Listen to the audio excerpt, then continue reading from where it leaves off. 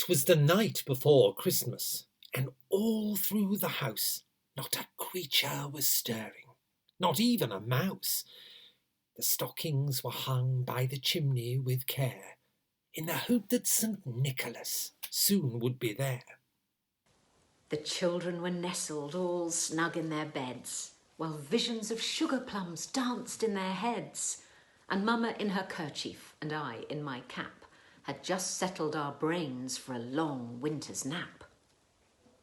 When out on the lawn there arose such a clatter, I sprang from my bed to see what was the matter. Away to the window I flew like a flash, tore open the shutters and threw up the sash.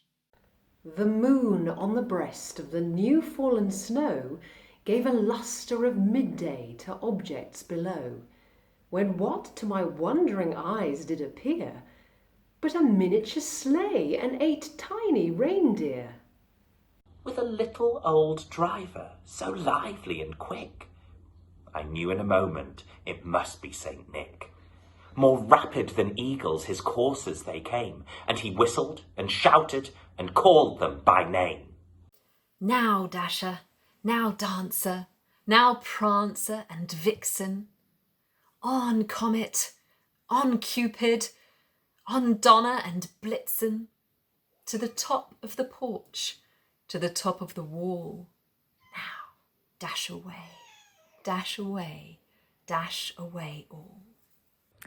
He spoke not a word, but went straight to his work and filled all the stockings, then turned with a jerk, and laying a finger aside of his nose, and giving a nod, up the chimney he rose. He sprang to his sleigh, to his team gave a whistle, and away they all flew like the down of a thistle. But I heard him exclaim as he drove out of sight, "Happy Christmas to all, and to all a good night."